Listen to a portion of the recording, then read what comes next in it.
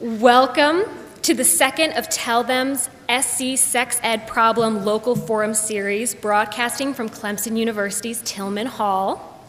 My name is Emma Davidson. I'm the manager of strategic mobilization for the Tell Them e-Advocacy Network.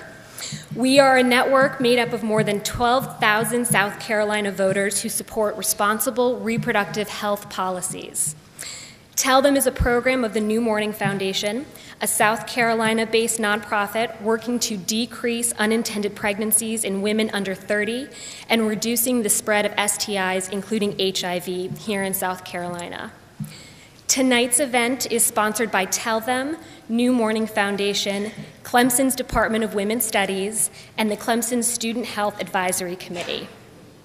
I'd like to introduce you to our moderator tonight, Paula Appling, a member of the Clemson community and the president of the Clemson League of Women Voters.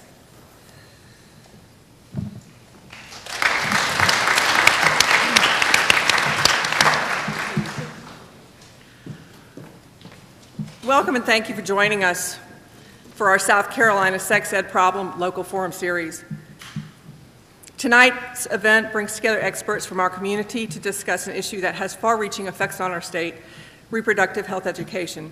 Sexual health education is an important part of a young person's curriculum and teaches young people to make healthy and smart decisions. Recently, the New Morning Foundation released a report which examined all of South Carolina's 85 school districts and how they were teaching reproductive health education to our children. The findings show that they are not getting the important medically accurate facts about reproductive health, their teachers are not fully trained to teach this information, and the school districts are not being held accountable. In a subject area as basic and necessary as health education, our children are lagging behind. This is evidenced in the appalling rates of teen pregnancies and STD rates in our state. Now ranked 12th highest for teen pregnancy rates, South Carolina is 3rd highest for gonorrhea and 3rd highest for syphilis. Our state spends nearly $200 million each year on the repercussions of teen pregnancy. This concept of don't talk about it and just say no isn't working.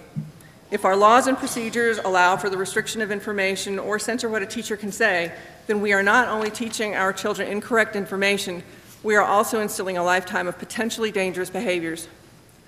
Tonight, we will look at this issue from the parent perspective.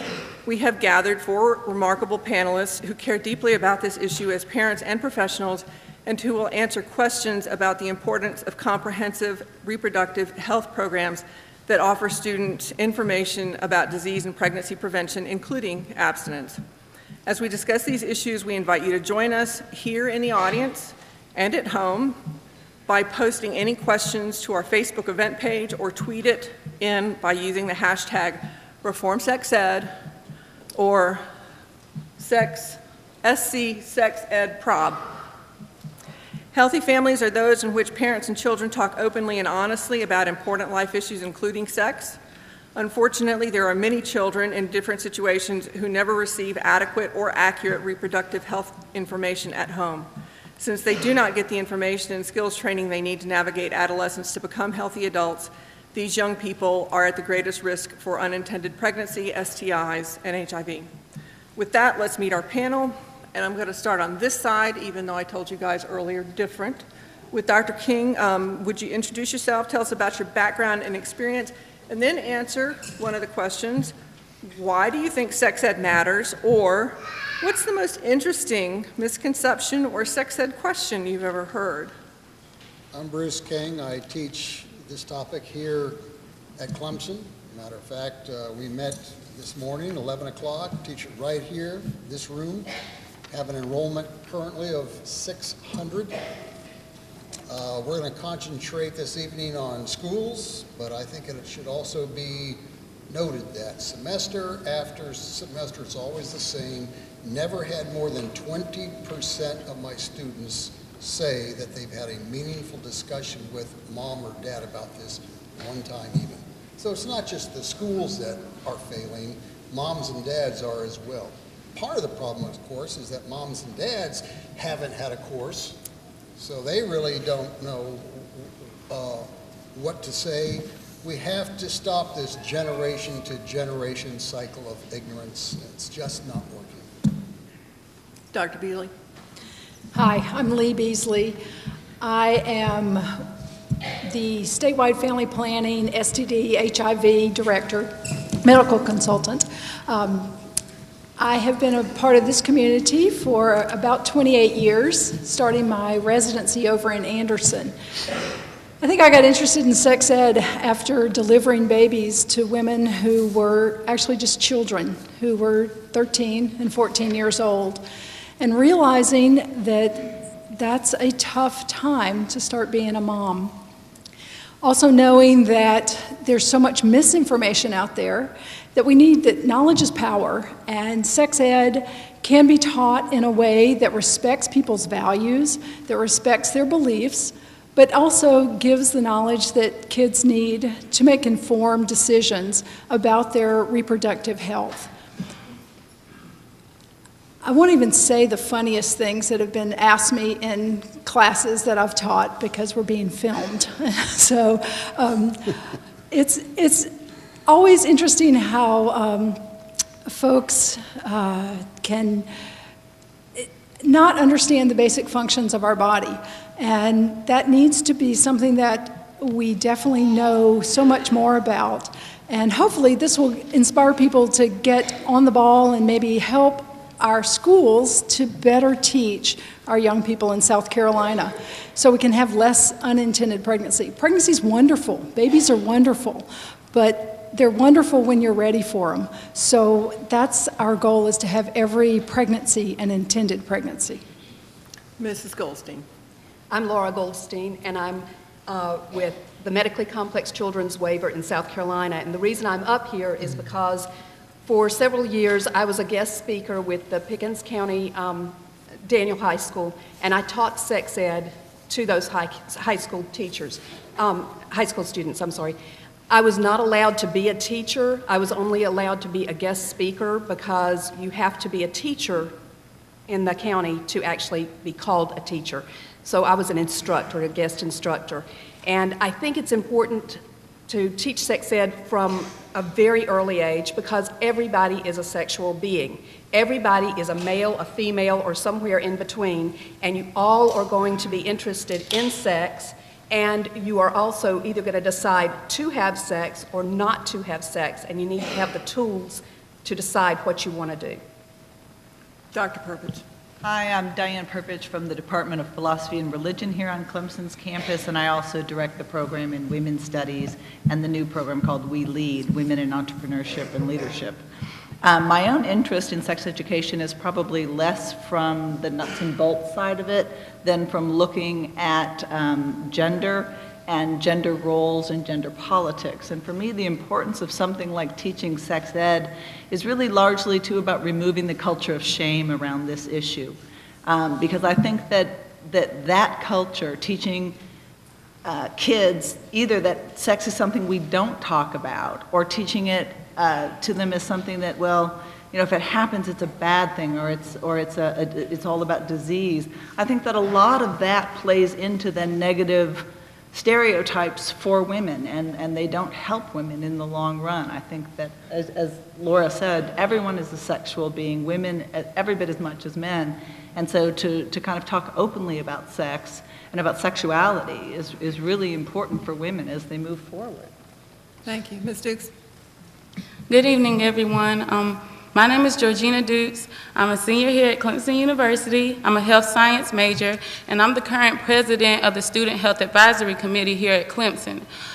We are a peer mentoring group that conducts programs about reproductive and sexual health to the campus. So I became really passionate about sexual health when I became involved in this organization, and I became pregnant as a teenager as well. And you probably hear my son yelling right now. But I just became really passionate about this issue, and I want to prevent anyone from going through the same thing I'm going through. It's a constant struggle, and I just want to make sure people know that you can protect yourself and you can make the right decisions and have children when you're ready for it.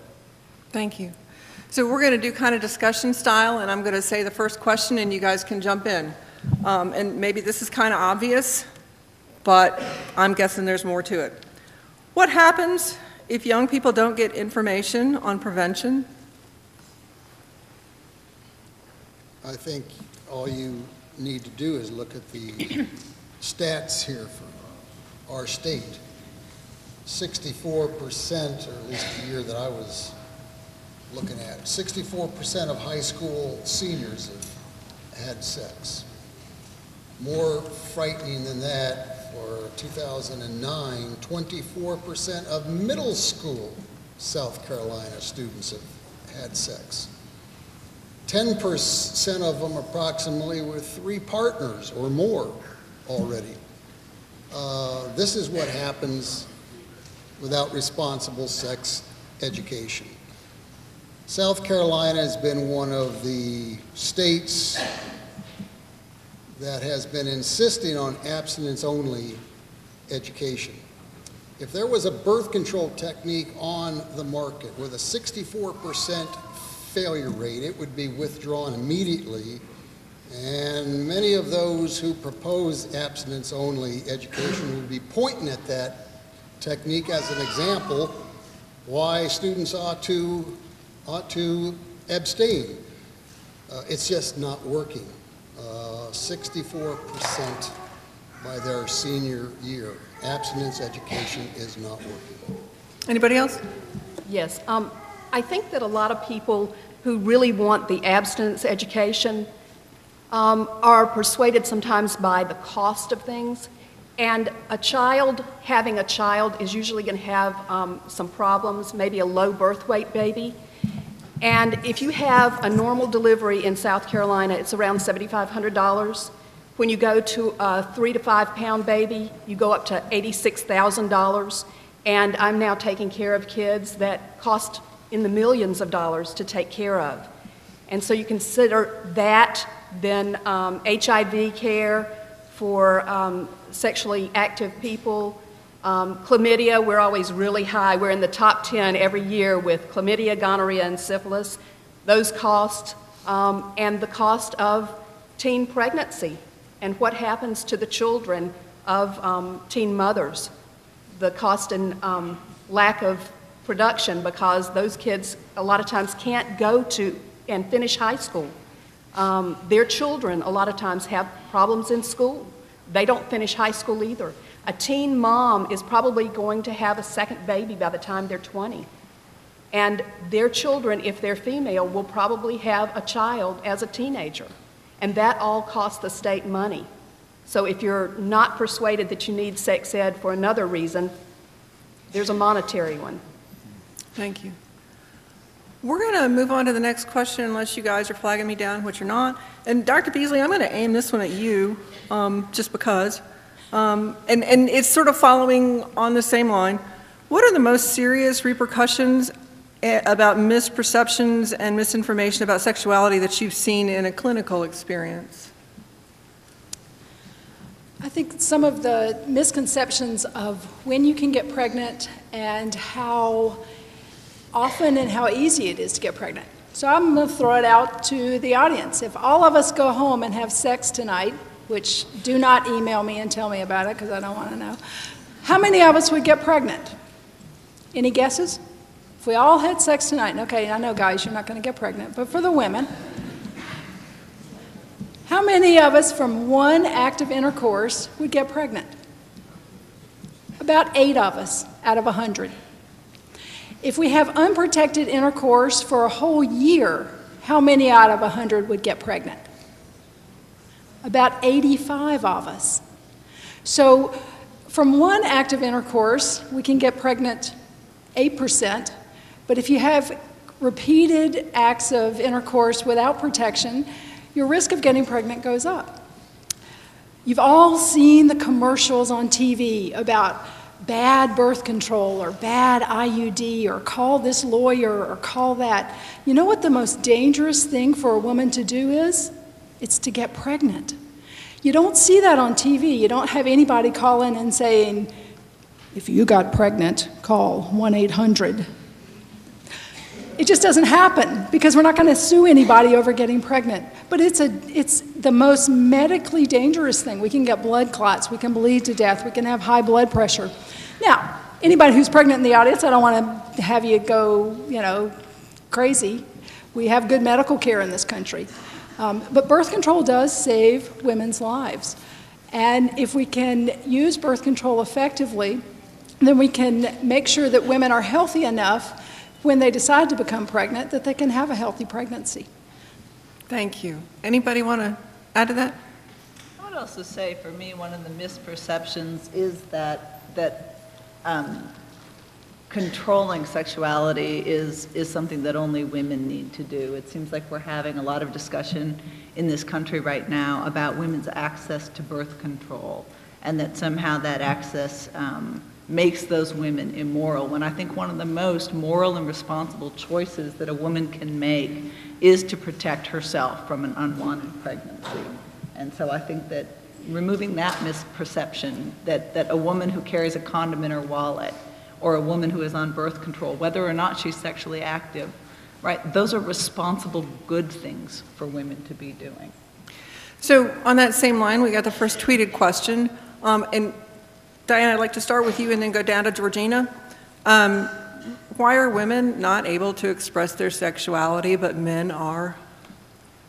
I think that depends on what you mean by express their sexuality. We all express our sexualities in one way or another. I think whether women are, culturally and socially encouraged to take ownership, really, of their own sexual desire, that's something we do need to work on, right? And we all know the double standard, right? A young man who, sleeps with a lot of women, right, or a lot of other men is a stud, and a girl who does that, right, is not a stud. She gets a whole other name, and that's really a misperception that we need to change. Women are every bit as much sexual beings as men, and though there has been interesting work done on assertiveness, right? And should women become more sexually assertive, this could be a really good thing, right? That you would have an opportunity to say, well, no, I can't, I'm not going to engage in this if there's no condom involved, or I'm not going to have this kind of sex. So that I think, as women learn to become, really to take their place more, and to own their own desires and become more assertive about them, that will be a good thing. As for why we can't now, that's a long story, but really it's just the inertia of tradition, and everybody in this audience, can be a part of changing that. Georgina, can you add anything? Yeah, I completely agree that it's just the way things are right now, that a woman doesn't want to be seen as promiscuous in any kind of way. Men, there's known as a player, or like she said, a stud. They get glory from that, but women don't. They're bashed, and it's like they want to hide. And when society makes you feel that way, why would you want to glorify being a sexual being? You're going to hide it, and you're going to feel guilty about it. And that's how it is right now, and it's not going to change until women are educated from the youth until they're grown, that it's okay to be you are a sexual being. That's what you're born to do. Stop being ashamed of it. Everyone goes through it. So until that educational piece comes in, there's really going to be no changing it for today's society. Anybody else? Okay, next question. One of you people jump in. What kind of stress are these issues and worries putting on our youth?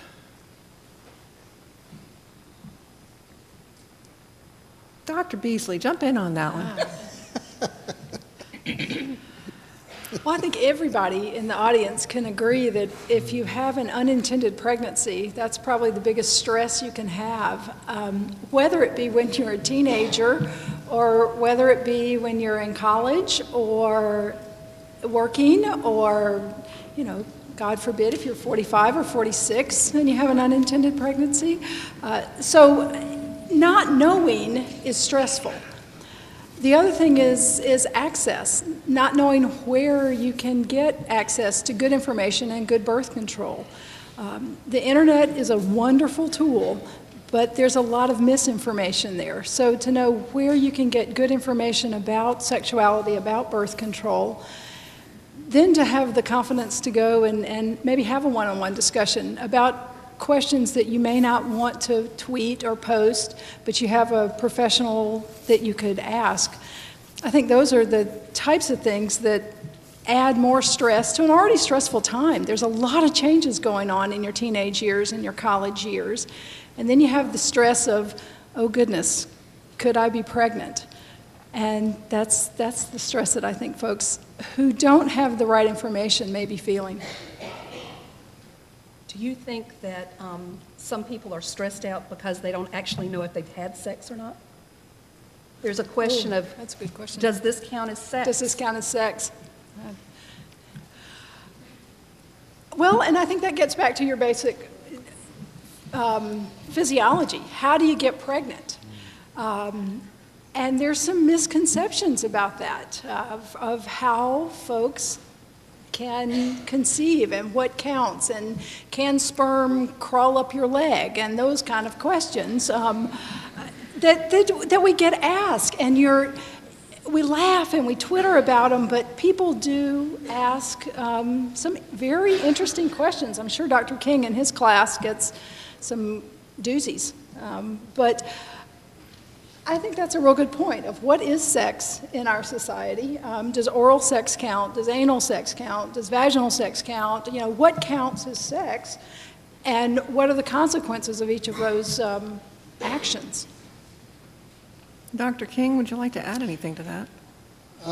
When President Clinton in the I wasn't going to bring him up, but in the 1990s went on TV and said, "I did not have sex with that woman," everyone assumed he was lying. Maybe he was, we don't know. But survey after survey has found that a rather sizable minority of Americans do not regard oral genital sex as sex. About 10% don't regard anal sex as sex. Now, if you don't regard those things as sex, you can convince yourself, if I engage in those things, I cannot get a sexually transmitted infection.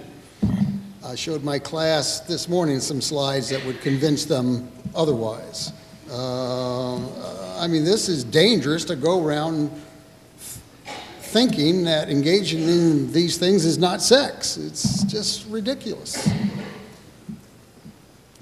Okay, more tweeted questions. This is sort of, I'm putting two questions together, and Dr. Perpich, I'm aiming this at you first. Okay. But anybody else, feel free to jump in. Okay, question number one. Do you feel the reason we have an abstinence-only state is because our state is Republican? And the second question, which kind of, goes in there, how can South Carolina improve sex ed when our governor stated South Carolina women don't care about birth control? When the governor said women don't care about birth control? Yes. I actually had an opportunity. I took some students down to Columbia, and we had an interview with Nikki Haley. And she was incredibly well-spoken. I don't think Republicans are the problem, and she was also very caring about this issue, right? But she did believe, she said, that sex education ought to be handled at home or in our faith-based communities and not in the public schools. And there I absolutely disagree with that point of view. I think that, we don't, just because of the contingency of the parent you're born to, the luck of your birth, right? We don't deny you an education just because, say, maybe your parents don't want to educate you, right? We know, we make it mandatory that everyone go to school. We think it's important, if we're going to have a democratic society in which there's equality of opportunity, we think it's important that we have an educated population so that people can pursue their own conception of what a good life looks like, so that they can pursue their own life plan. And because that life plan and your prospects over a life can very significantly be changed by an unintended pregnancy, we need to put sex education in our schools. It is important that just as all of our children need to have lunch during the day, and all of our children need the basics of reading and writing and mathematics and geography and government, I think health education and age-appropriate health education, all the way from kindergarten through high school, is really important. And I think Nikki Haley is just dead wrong on this one. It does not belong in our faith-based communities. It is a part of the public education that every child deserves. And that means, if their mom and dad is just too uncomfortable to talk about these issues, they shouldn't be left out of the conversation and put at greater risk for more limited life prospects than other kids. And so for me, I don't think the problem is really is Republicans or even the churches. I think it's in thinking of sex ed as something other than a standard part of the education of a whole human being. In our highly polarized culture, I would hate to have this turn into a Republican versus Democrat type of thing. Most people think that university profs are far left liberals. I was registered Republican for over 25 years. I'm now an independent who leans Republican. This is not a Republican versus Democrat type of thing. It's just not. And I would say it's not just an either-or type thing. I mean, abstinence has its place. I'm not sure that I would say that 12-year-olds should be having sex. I don't think anybody in the room would think that maybe that's the appropriate time to start having sex when you're 10 or 11 or 12. So abstinence, if you really want to get down to the medical point, is the only 100% way to make sure you don't get pregnant. Now, if you're not going to be abstinent, then you need other ways to protect yourself. So I hate for it to be a them or us. I think we can all say that we all have different beliefs, we all have different faiths, and we can respect that. A lot of times the abstinence only people feel like, or one of the arguments is, if we tell kids about sex, they'll go out and have sex. And study after study after study has disproven that your decision to become sexually active isn't based on how much you know about birth control. It's based on other things. So I think that we can join hand in hand with people across the state to say, yes, there's a time when we want folks to be abstinent, but if they're not going to be abstinent, let's give folks the tools to protect themselves and avoid either an unwanted pregnancy or a sexually transmitted disease that certainly can affect the rest of their lives. Georgina, I saw you taking notes. You have something to add? Well, I mean, I was just going to say that I agree with Ms. Diane Perpich that the governor is kind of wrong, because from 1991 to 2008, the state has spent over $4.1 billion on teenage pregnancies. So how can you say it's not a state issue if it's costing us this money? So, I mean, just from that standpoint, that this needs to be a standardized education for students in school. The state can't continue to go down just because she wants to leave it to the church and to the family. That's all of it. And I think that the church and the family can be adjuncts to the school. There's no reason that it has to be just in the faith-based community or just in the home or just in the school. Just like when our kids are taught to read, we read to them at home too. We don't just say it's only going to be in the schools. So we can all partner with that. And I think that we need to prepare parents too, because as Dr. King said, a lot of parents are not comfortable talking to their kids about sex. You know, I've talked about sex for 28 years. My kids are so sick of hearing it that, they're up to here with it. But we've got to have a comfort level and a knowledge base that can adequately communicate that to our young people. Thank you. I'm going to throw this question out, and then I may pick on somebody. How should South Carolina approach LGBTQ, put those letters together, inclusion with comprehensive sex ed? You know, right now in the state, the only way that you talk about any lesbian, gay, transgendered youth is to talk about it as you talk about disease. That's the only thing. And so you've got a lot of kids out there with questions. Sexuality has changed a lot. People are interested in trying different things. There's gay until graduation, and people need facts. You don't need to be ashamed of everything, but what we're doing is denying people access to education. I think that's terrible. You need to know what you're doing. You need to know about your own body and how you can protect yourself, and just educate yourself about what you need to know. Anybody else? Okay. And so I just have to follow this up with, do you think that comprehensive sexuality education is a feminist issue? It's an everybody issue. That's what I thought. Okay. So why is it that abstinence is pushed so hard still when it's seemingly unrealistic? I would like to say, because it's just your only sure way, though. Like, I still push for abstinence, even when I teach programs here at Clemson University. I know college students are sexually active, but it's still, you want to be 100% safe. You don't want chlamydia, gonorrhea, or have a child. Zip it up. Like, that's all. You really need to say that, but I do have these condoms sitting here if you just have the urge one night. I do have them sitting here when I'm teaching the program, but you still got to tell them, like, and if you want to be completely safe from anything, don't do it. Anybody else? I think the upside to something like abstinence-only education is that it does respect different families' moral choices. And I understand that, and I have a lot of sympathy with that, because, as a parent of a 10-year-old who's creeping up there on adolescence and starting to call himself a tween, I want to be one of his main sources for information, right? I don't want his values being completely shaped by his peers or by his school, right? I think that the values that we cherish in our family are important.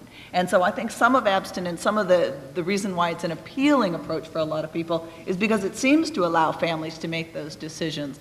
But again, I think what we've heard already on the panel is that, giving people information about their health is not either promoting a certain kind of sexual lifestyle, and it's not shaming that, it shouldn't be shaming that lifestyle either, so that if we can, provide comprehensive sex ed in a morally neutral way, that seems to me a plus, and if we can be careful to make sure that parents know, look, it's still important that you parents at home talk to your kids, share your values with your children.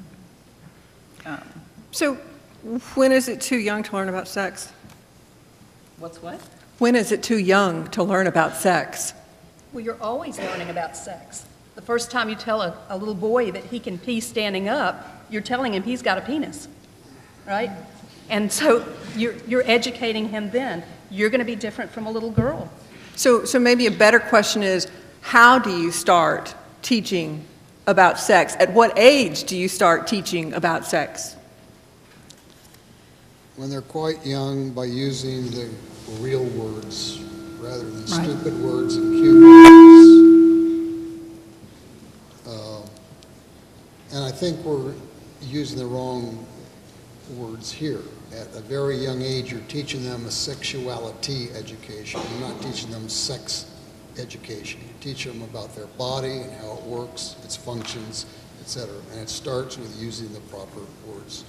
Your children are going to go out and talk about their genitals, regardless, whether you gave them the correct word or a stupid word. If they're going to talk about it, at least have them use the proper words. Please have them use the proper words so that when they come to see me, I don't have to figure out what they're talking about down there. We say elbow and we say knee, but if we say penis and vagina, there's hesitation. They're all parts of our human body that kids need to know about. They need to know the functions. So I agree with Dr. King. Don't use stupid words with your kids. Anybody else? Okay. I hope that this is an easy, quick question. Maybe it's not. What is the lifespan of sperm, and how does that impact the need for contraception even during safe times? Somehow I think that one's going to get thrown to me. Sperm can live inside the uterus and fallopian tube for up to 5 days. So if you're using natural family planning, you have to kind of know when the ovulation occurs, because people get pregnant when the egg and the sperm join together and then implant in the uterus. That's the medical definition of pregnancy. So sperm inside the body can have that kind of lifespan. Thank you. Okay. How can we call this a young people's issue but ignore the young people's voice and decide what they should know? Ooh, great question. But it's not just a young person. I mean, what are the rates of STDs are going up in your grandma's age group? So it's not just a young person's issue. Oh, sorry. Yeah. Sorry, guys. Your grandma is probably still having sex. But if you can't vote, it's very difficult for you to make your voice heard. And young people, you know, until you're 18, you can't vote. You need to get out there and let people know. The next generation needs to let them know that this latest generation did a really lousy job of educating you. Okay, they may not be able to vote, but you can certainly write your legislators. Yeah? Yeah, okay. Anybody else want to jump in there? Okay, here we go.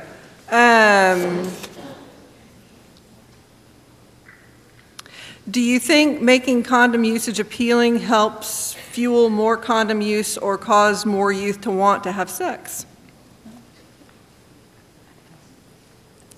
Knowing about a method of birth control has, you know, time after time in studies has not been shown to increase a person's decision about whether or not to have sex. So the answer to that question is, I think that the decision to have sex and the knowledge of how to prevent pregnancy and disease are sometimes, you know, two different things.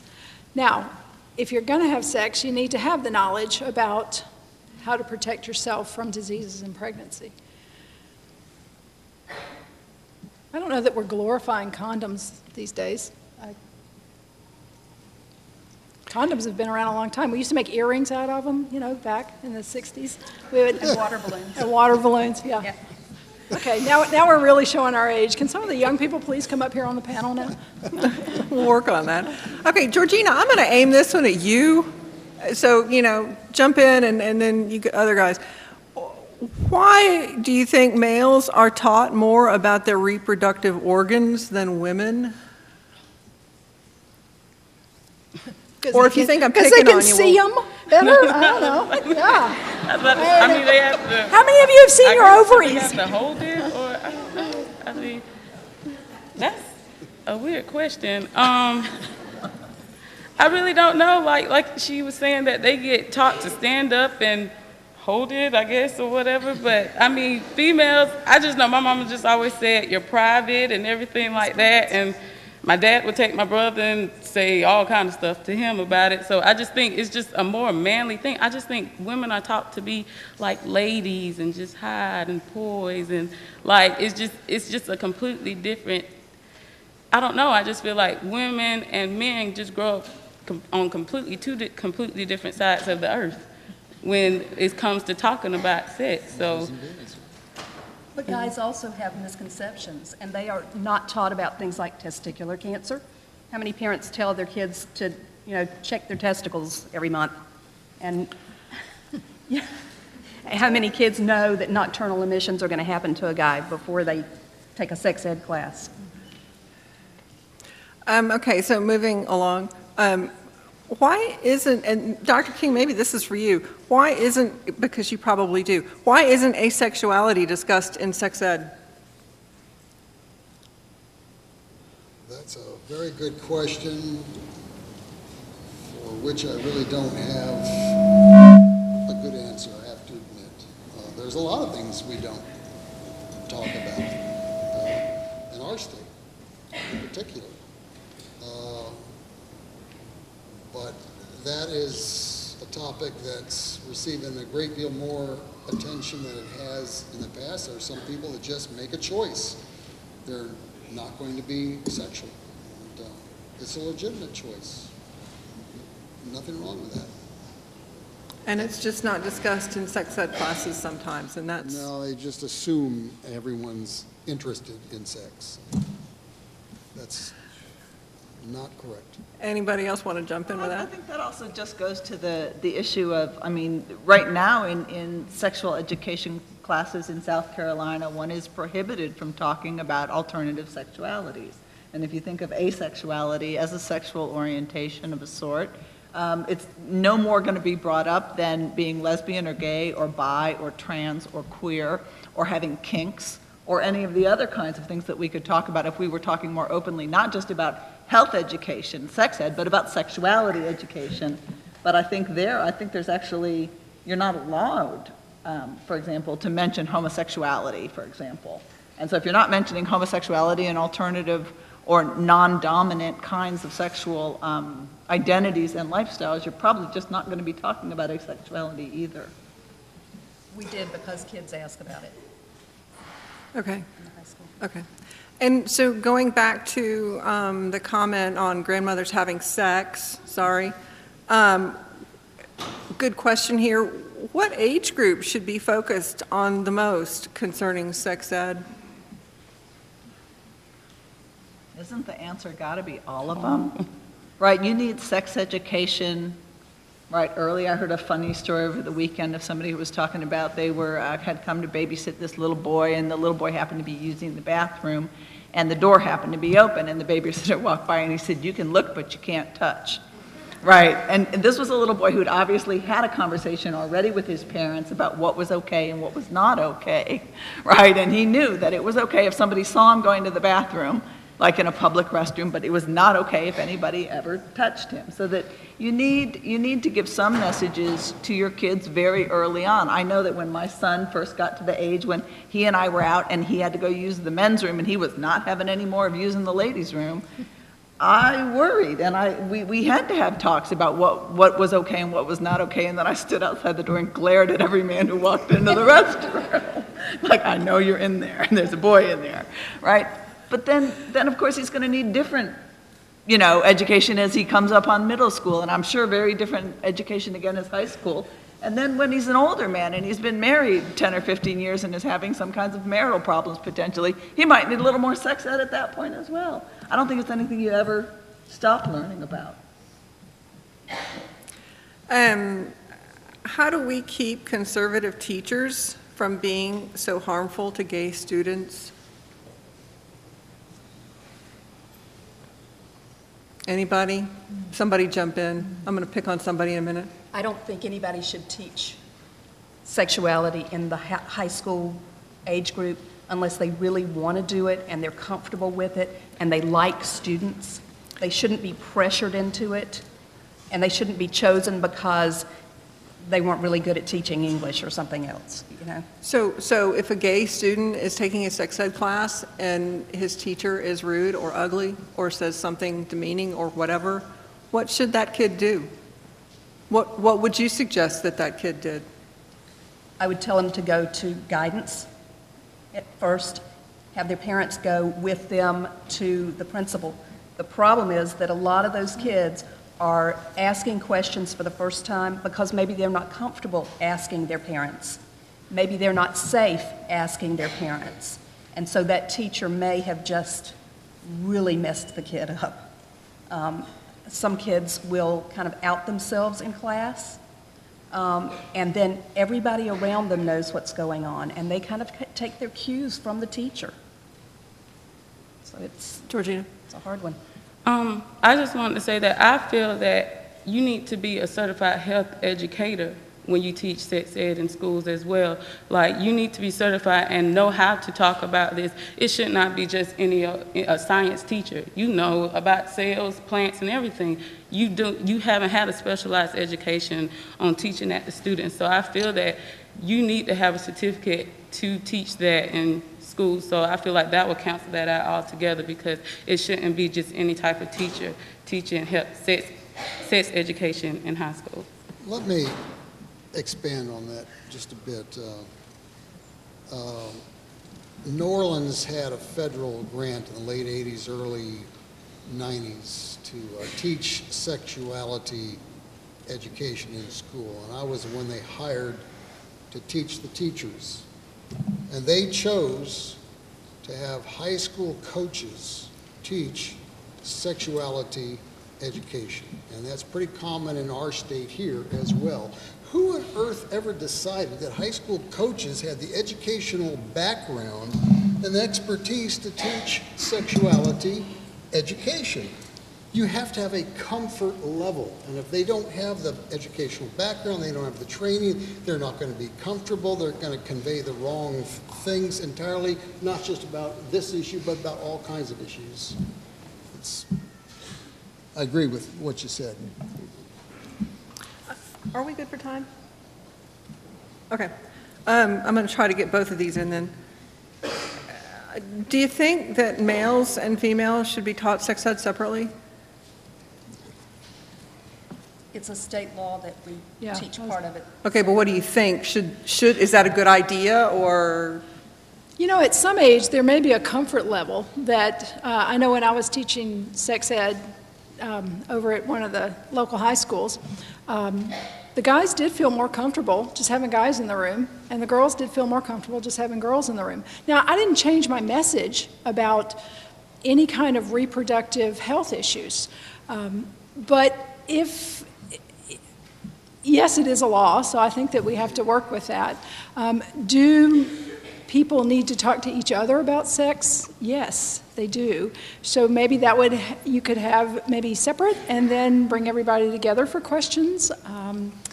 I think as long as we get the information out there, I think that's the main goal, is that we get good reproductive health information into the hands of our young people. Okay. So for this next question, which may or may not be the last question, I'd really like to get a response from everybody, because you might all have something different. What can community members do to make this better? Dr. King, I'll start with you. Survey after survey for years now have indicated that 85% of Americans want comprehensive sexuality education taught in public high schools. Now, when this is brought up in a particular county, anywhere, they have to have a school board meeting. Unfortunately, those 85% tend to stay home. That other 10, 15% is a very active minority. In the future, young people, if you want to have any role in this at all, if your county is talking about this and has a school board meeting, show up and make yourself heard. I think you can get comfortable with your own sexuality and get the best information that you can, so that when you become parents and your kids are coming to you, you won't be in the position that some of us may have been in as parents, to not be comfortable talking about it. I agree with Dr. King. Community advocacy is huge. It's tough to go to those school board meetings because you're tired, you've been working all day. But we need to have folks who will come out and really advocate for good education in this state so we can move our state forward. Well, vote. And there are school board meetings. There also, in every district, there's a decision-making group that decides what each district will allow and not allow. Find out who's going to meet with that group and try and see if you can meet with them also. And I think just thinking about Clemson as a college campus and restricting myself momentarily for that as my community, our community, right? I think there's a lot that students on this campus can do. You can be advocates for one another, right? If you know, and help protect each other. You can make it okay for people to be sexually responsible. And you can work to make this a safer campus, right? Did you know that your chances of being raped as a woman go up when you come to college, not down, right? College campuses are one of the most sexually unsafe places that you will ever live in. And you can make them much safer spaces. And that's everything from just stop saying that's so gay, right? Think about gay kids and their struggles and their higher rates of suicide, and just stop it already. You can change your own behavior, in other words, right? And you can also make sure that when you're out with friends, right, that you're watching out for each other, that you're being safe, that you're you know, helping people make good, responsible choices rather than just sort of falling prey to, you know, whatever the passing stereotype might be. And so I think we have a responsibility, each of us, as a community member, to make Clemson a place that's much safer for all of us in terms of our sexual behavior. I'll speak on behalf of Clemson because that's my community as well. I just believe that we need to be supportive of each other. We have the Red Front Health Center that has a health promotion and health education office that's geared towards reproductive and sex education.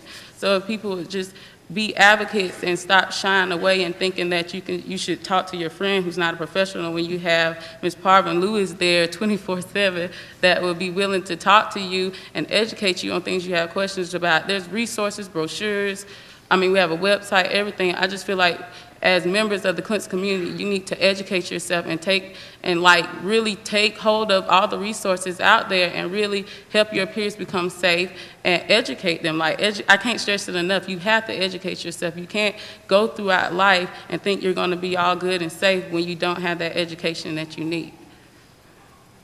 Thank you. I think that's a good question to end on, and I think we've kind of run out of time anyway. So thank you all for coming tonight. Many thanks to the panelists. You all did a great job. Thanks to the online community and the community and the other community. So hang loose for just a minute. Please, please, please make it your business to tell your school superintendents that accurate, age-appropriate, comprehensive sex ed is important and should be a part of the curriculum. Tell your legislators that don't do it, doesn't work. But information and honest and forthright communication is the best form of birth control, and please act accordingly. Talk to your churches, talk to your community, your newspapers. A little information can go a long way towards turning around South Carolina's embarrassing rankings. Thank you and good night. And if you guys thank you all for turning out. Drawing.